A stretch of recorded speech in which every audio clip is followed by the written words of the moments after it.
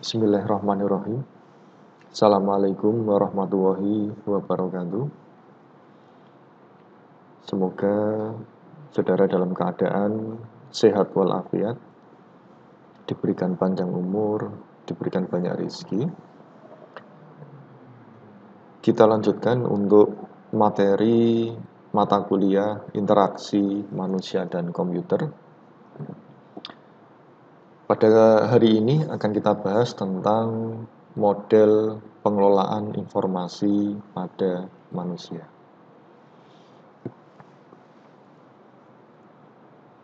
Nah, untuk saluran input dan output pada manusia, ini saluran inputnya ada istilah namanya panca indera. Ya. Panca itu 5, ya. Indera itu indera ya, ada 5 indera. Yaitu yang pertama ada di sini ada mata ya. Mata itu adalah indera untuk melihat ya. Kemudian ada telinga, itu digunakan untuk mendengar atau indera pendengar. Kemudian ada hidung. Hidung itu indera pencium ya. Kemudian ada lidah. Lidah ini termasuk kategori indera perasa ya, untuk merasakan. Kemudian ada kulit. Nah, kulit atau untuk merasakan ya, atau indera peraba ya. Ini kulit termasuk kategorinya indera peraba. Nah, sebenarnya kalau di komputer itu ada input, proses, dan output. Kalau di manusia inputnya mata, telinga, hidung, lidah, dan kulit. Prosesnya apa? Prosesnya itu adalah otak. Ya, kalau di sini sudah ada lihat itu gambarnya. Itu adalah proses. Kemudian outputnya yaitu tangan atau jari sama suara. Jadi apa yang kita lihat ya, kemudian diproses oleh otak, kemudian tangan kita akan melakukan perintah dari otak. Misalnya ketika kita melihat sampah ya, sampah di jalan, secara tidak langsung otak kita ya sebagai proses, kemudian dia akan mengambil sampah tersebut ya. Baik suara ya. Suara. Jadi ketika kita mendengar, dipanggil, kemudian kita mengeluarkan suara, atau mungkin pada saat berinteraksi ya, interaksi.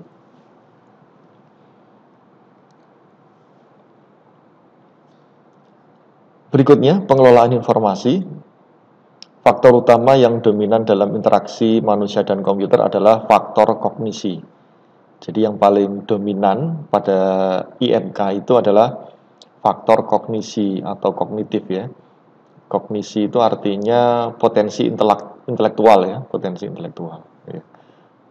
Intelektual itu berdasarkan keilmuan. Tahapannya kognisi itu biasanya dari pengetahuan, kemudian pemahaman, kemudian ada penerapan, analisa, ya, kemudian ada lagi evaluasi dan seterusnya. Nah, pada awal tahun 1960 sampai 1970-an, paradigma utama dalam psikologi kognisi adalah mencari karakter manusia sebagai pengolah informasi. Jadi pada saat itu, tahun 60 sampai 70-an, paradigma psikologi itu mencari karakternya sebagai pengolah informasi.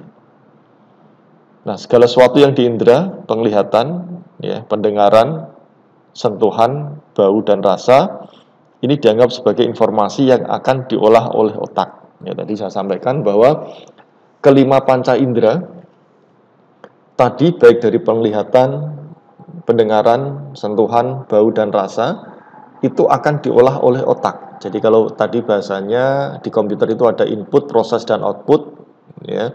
Inputnya mungkin dari keyboard, mouse ya, kemudian prosesnya itu dari CPU, outputnya dari monitor, printer dan seterusnya. Nah, pada diri manusia ini juga sama. Jadi inputnya itu dari panca indera, dari penglihatan, pendengaran, sentuhan, bau dan rasa, kemudian diproses oleh otak ya, diolah oleh otak sehingga dia menampilkan outputnya. Ya, outputnya tadi suara, ya, tangan dan seterusnya.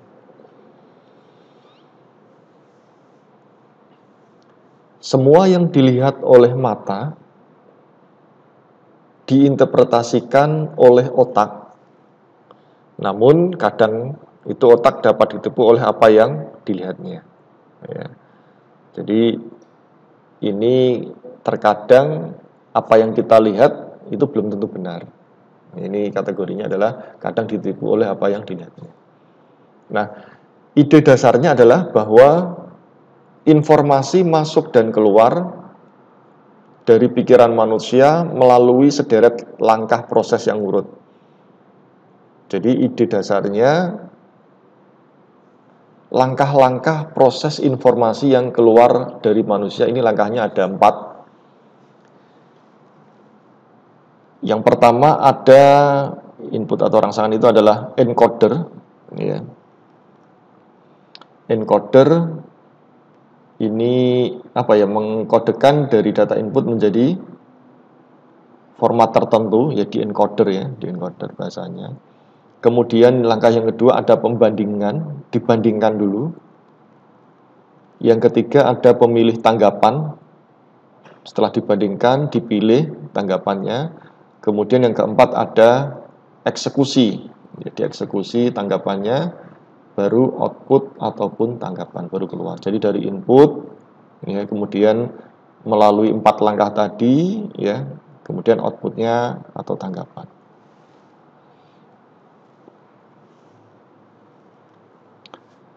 Model pengolahan manusia, 2 hal penting yang dapat ditambahkan pada model dasar pengolahan pada manusia adalah pengolahan atas perhatian dan ingatan. Jadi ada 2. Model pengolahan manusia itu dari perhatian dan ingatan, atau istilahnya adalah memori. Nah, kedua ini dipandang berdasarkan apa? Yang pertama, bagaimana informasi dirasakan oleh pengolah persepsi. Jadi informasi yang ada itu dirasakan oleh pengolah persepsi. Yang kedua, perhatian terhadap informasi. Ya, diolah itu dalam arti atas perhatiannya, ya, itu diolah terhadap informasi. Kemudian informasi diproses dan disimpan ke dalam memori. Jadi informasi yang ada itu diproses, kemudian disimpan ke dalam memori. Nanti akan kita bahas lebih detail, ya. Nah, ini model kognisi manusia. Ini hampir sama seperti yang tadi, ya, model pengelolaan informasi. Cuma kognisi pada manusia di atas itu ada perhatian, yang tadi 2 unsur tadi, kemudian yang bawah itu ada memori. Dan ini menjadi hubungan timbal balik. Itu kalau saudara lihat panahnya dari encoder bisa ke perhatian, dari perhatian juga bisa ke encoder.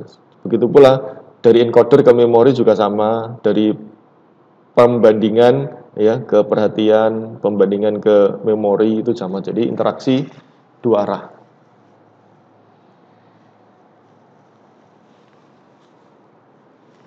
Berikutnya model memori.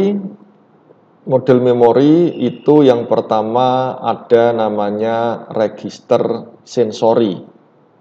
Ada 3, ya, register sensori,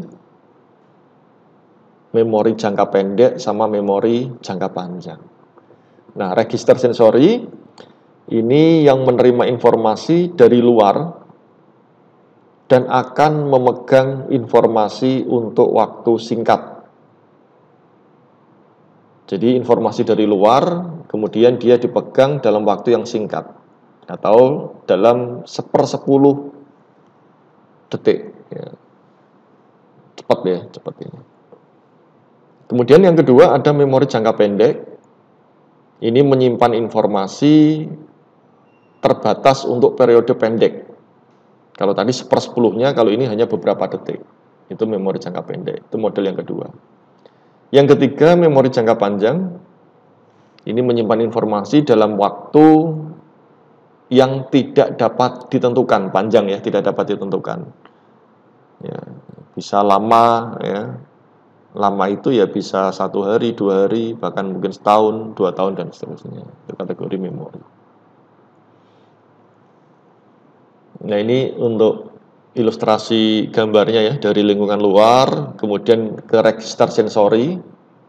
Ya, di situ ada kanal kapasitas rendah, ya, dia langsung ke memori jangka pendek, nanti dua arah ke memori jangka panjang. Jadi kadang-kadang kita ada beberapa hal yang ingat ya, mungkin tanggal lahir kita ingat ya, itu kategorinya memori jangka panjang. Nama orang tua kita, ya, alamat kita. Kemudian ada memori jangka pendek, misalnya informasi tentang yang sekarang lagi tren itu ya, RUU Cipta Kerja misalnya. Itu nanti kalau sudah seminggu atau mungkin itu paling kalau tidak berkepentingan ya paling lupa ya, tidak disimpan.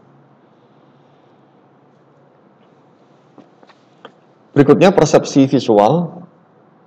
Jadi mata manusia terutama digunakan untuk menghasilkan persepsi yang terorganisir akan gerakan, kemudian ukuran, bentuk atau pola, jarak, posisi, terstruktur, dan warna. Ya, kita bisa melihat dari mata ya, gerakannya bagaimana, ukurannya besar atau kecil, bentuknya kotak, bulat, ya jaraknya dekat, jauh, posisinya, ya posisinya di mana, terstruktur, ya, terstruktur itu urut ya, kemudian warna, dari sisi warnanya bagaimana. Persepsi visual itu kalau saudara lihat itu ada gambar mata ya. Gambar mata terdiri dari kornea yang bagian depan itu, kemudian ada iris, ada lens, ya. Kemudian ada itu bagian-bagiannya mungkin dulu waktu sekolah ya di pelajaran IPA itu mungkin dibahas secara detail, termasuk ke optik ya dan seterusnya.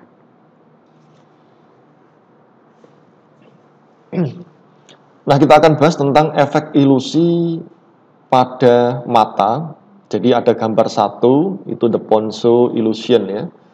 Itu gambar satu. Ini adalah apa ya? Contoh dari ilusi yang menggunakan persepsi kedalaman untuk menipu mata. Itu kalau saudara lihat, itu mungkin ukurannya sama ya, tapi kalau kita lihat antara jarak jauh dan jarak dekat mungkin beda. Nah, dalam ilusi Ponceau ini, garis paralel itu memberitahu otak bahwa gambar yang lebih tinggi, ya gambar yang paling tinggi, di bidang yang lebih jauh, ya oleh karena itu otak merasakan gambar menjadi lebih besar. Jadi yang lebih tinggi itu kita merasakan bahwa gambar tersebut lebih besar. Ya. Meskipun kalau kita lihat itu ukurannya sama, ya, tapi ilusi optik itu terlihat bahwa gambar memanfaatkan asumsi berdasarkan petunjuk, ya, petunjuknya. Seperti pesawat terbang ya, pesawat terbang, kapal laut, ya, letaknya sangat jauh, lebih lambat dari benda yang lebih kecil. Itu ilusi Ponceau. Kemudian yang bawah ada the Muller layer illusion, ilusinya. Ini akibat sudut garis yang membuat garis terlihat lebih panjang dan lebih pendek itu tergantung dari arah panah. Jadi meskipun ukuran garisnya sama, ya ini meskipun ukuran garisnya sama, tetapi ketika kita lihat ya, itu panahnya ya, itu meskipun sama, tapi kalau kita lihat dengan menggunakan panah yang seperti ini, itu garisnya akan terlihat pendek. Beda kalau seperti ini garisnya akan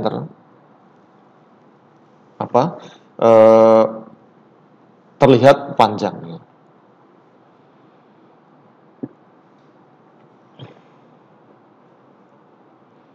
Berikutnya medan penglihatan. Medan penglihatan itu apa? Ini adalah sudut yang dibentuk ketika mata bergerak ke kiri terjauh dan ke kanan terjauh. Jadi medan penglihatan ya, ini sudut, ada sudutnya ketika bergerak ke kiri terjauh dan ke kanan terjauh yang dibagi menjadi 4 wilayah. Yang pertama disebut sebagai penglihatan binokuler. Binokuler ini adalah wilayah tempat kedua bola mata mampu melihat sebuah objek dalam keadaan yang sama. Jadi bola mata kita melihat objek keadaannya sama. Ini yang dinamakan binokuler. Kemudian ada lagi monokuler kiri. Ya. Monokuler kiri terjauh itu dilihat oleh mata kiri. Ya, digerakkan. Ya. Kemudian ada monokuler kanan. Ini kebalikannya. Yang terjauh itu dapat dilihat oleh mata kanan.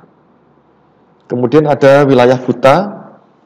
Ini sama sekali tidak dapat dilihat oleh kedua mata kita. Ini adalah untuk medan penglihatan.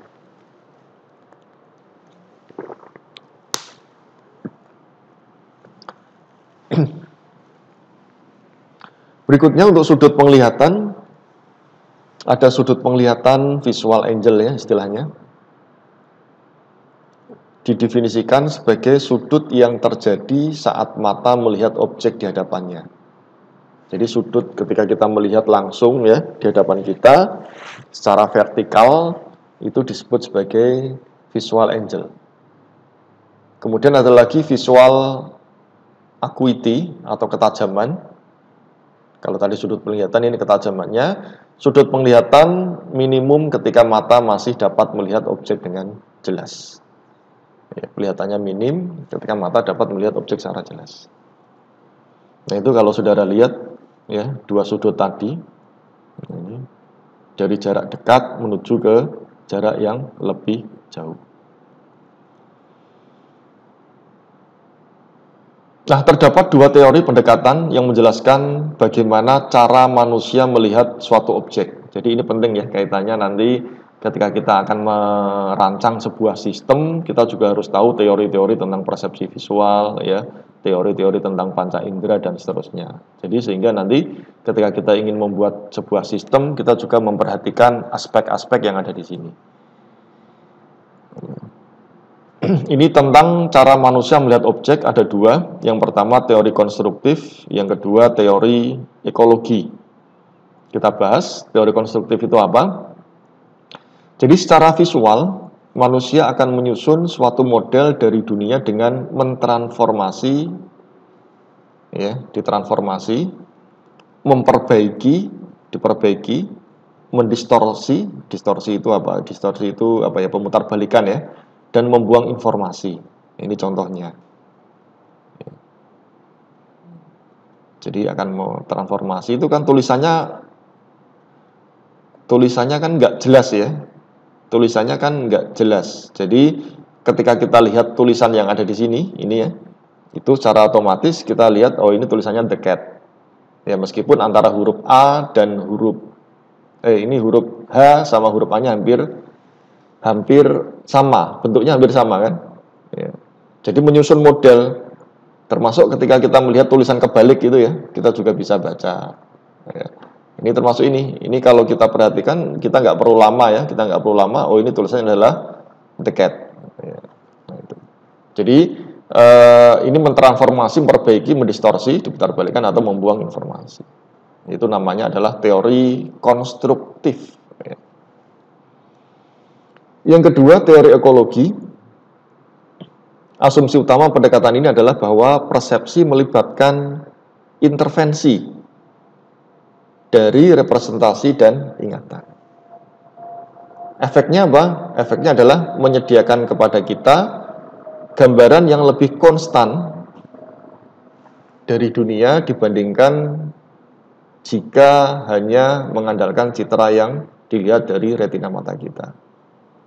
Nah, oleh karena itu kita melihat bangunan selalu tidak berubah dan orang yang terlihat mempunyai ukuran dan bentuk yang sama. Meskipun kita melihat dari berbagai posisi dan jarak.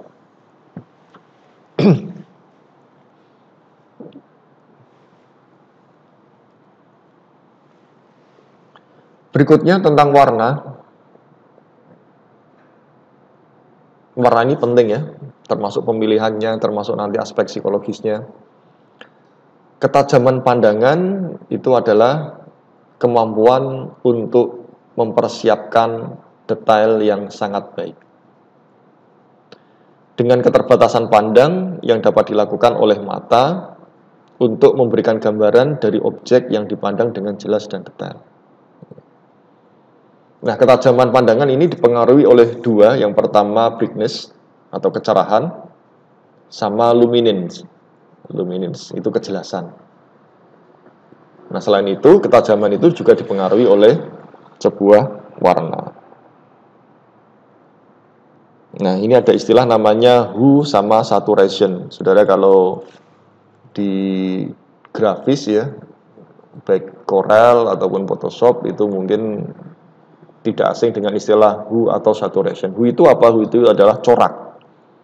Artinya bentuk bermacam-macam warna dalam corak yang berbeda. Jadi macam warnanya banyak, tapi dalam corak yang berbeda.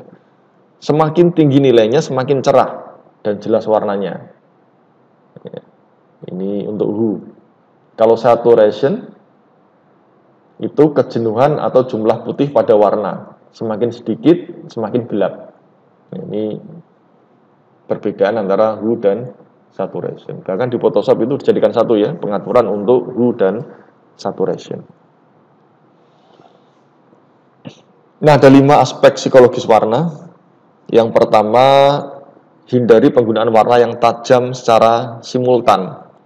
Warnanya tajam secara simultan.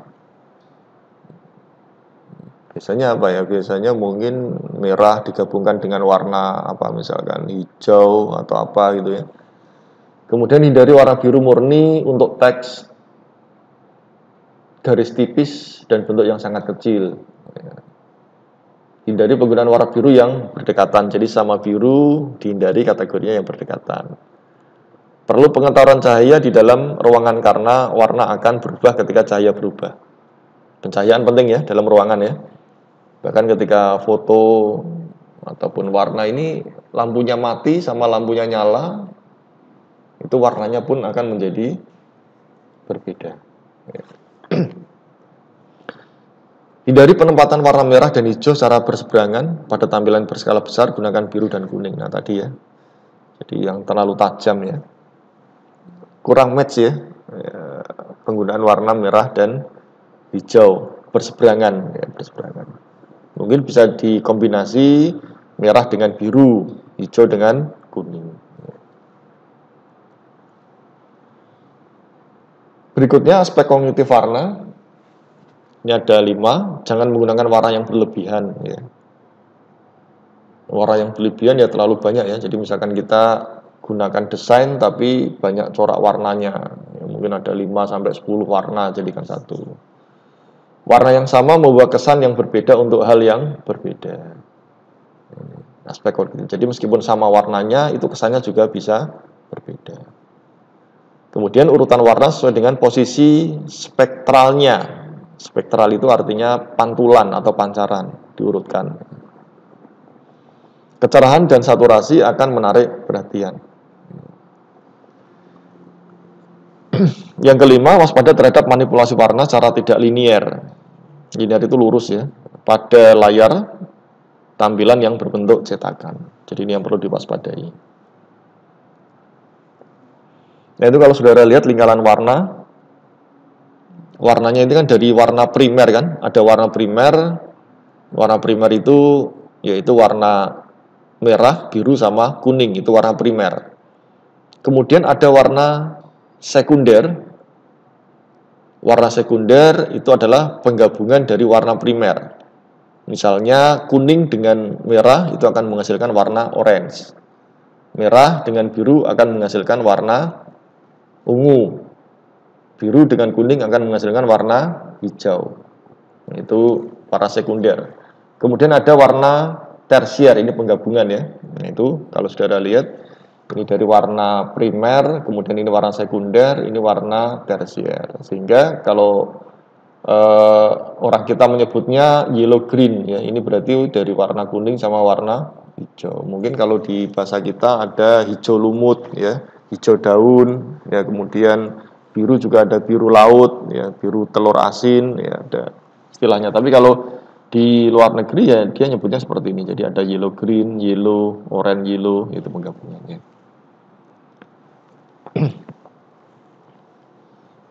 Berikutnya ada luminen. Ini besar intensitas cahaya yang dipantulkan atau dihasilkan oleh permukaan objek. Itu luminen. Artinya apa? Semakin besar luminen pada suatu objek, rincian atau detail objek yang dapat dilihat oleh mata juga akan semakin bertambah.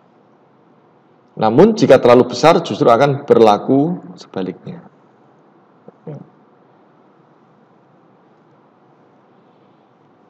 Semakin besar luminen, maka diameter anak mata, pupil, ya bagian pupil, itu akan semakin mengecil. Sehingga intensitas cahaya yang diterima retina tidak terlalu besar dan akan meningkatkan kedalaman fokusnya atau depth of field. Nah, hal yang sama terjadi pada kamera saat kita mengatur diafragma pada lensa. Jadi semakin kecil diafragmanya, maka besar intensitas cahaya yang masuk akan semakin kecil juga. Namun kedalamannya di foveal semakin besar. Ini yang dinamakan luminen. Berikutnya ada kontras. Kontras itu apa? Kontras itu adalah hubungan antara intensitas cahaya yang dikeluarkan atau dipantulkan oleh suatu objek dengan intensitas cahaya dari latar belakang background objek tersebut. Jadi hubungan dari intensitas cahaya yang dikeluarkan atau dipantulkan dengan cahaya dari latar belakang, itu yang dinamakan kontras. Jadi dua ya, cahaya yang dikeluarkan dipantulkan dengan cahaya dari latar belakang. Ada lagi istilah namanya brightness atau kecerahan. Ini tanggapan subjektif mata terhadap cahaya yang dipancarkan atau dipantulkan objek. Jadi tidak ada arti khusus dari tingkat kecerahan seperti pada luminen, sehingga nilai kecerahan suatu objek tidak dapat diukur. Tidak mempunyai satuan atau bersifat kualitatif subjektif. Nah, secara umum luminan yang tinggi berimplikasi pada kecerahan yang tinggi pula. Nah, ini untuk perseptual cahaya, the color of visible light spectrum. Dari spektrum warna ya, spektrum warna. Itu kalau dari frekuensi intervalnya 480 sampai 405 THz ya satuannya. Kalau yang untuk itu sama ya, interval untuk wavelength-nya nanometer ya, 625 sampai 740 itu warnanya merah. Oranye itu dari 590 sampai 625. Kemudian yellow sampai purple. Ini adalah perseptual cahaya. Ada istilah namanya RGB. RGB itu adalah kombinasi dari ketiga warna red, merah, green, hijau, sama blue. Sehingga itu kalau digabungkan akan menjadi warna putih di tengah. Nah, ini warna putih di tengah. Warna merah dengan warna biru, warna merah dengan warna hijau jadinya kuning.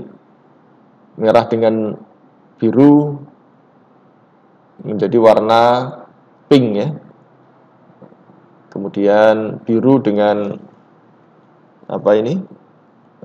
hijau ya, biru dengan hijau nanti akan menghasilkan warna seperti ini. Mungkin ya biru-biru muda ya. Nah, kalau tiga warna ini digabungkan akan menghasilkan warna putih di tengah ini. Jadi kombinasi. Dulu waktu kecil kelihatannya saya pernah eksperimen warna ya. Kita beli pewarna gitu, kemudian dicampur di air, dimasukkan warna-warna, kemudian dicampur, nanti dia mengkombinasikan sebuah warna. Bahkan mungkin sekarang cat oplos ya.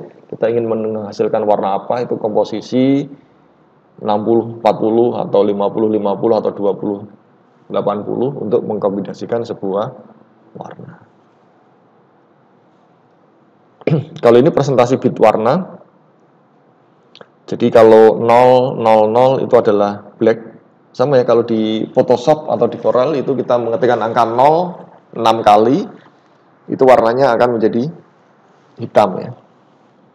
Kemudian 255, 255, 255 putih ya, atau F ya, kita simbolnya F.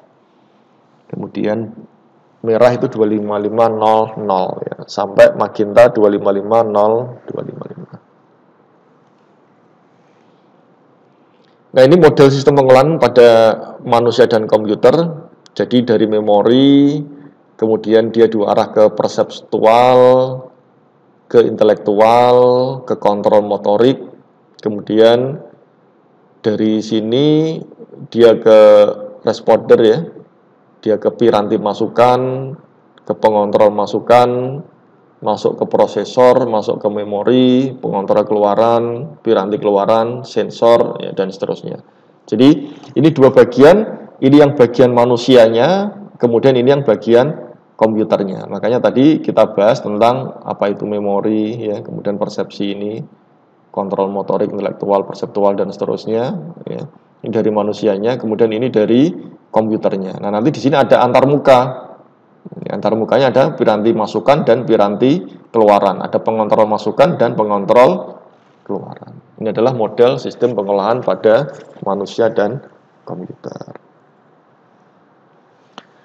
Oke, mungkin itu dulu yang dapat saya sampaikan untuk materi interaksi manusia dan komputer. Seperti biasa nanti ada diskusi dan tanya jawab ya. Nanti silakan cek di e-learning. Baik, saya kira cukup. Saya akhiri. Assalamualaikum warahmatullahi wabarakatuh.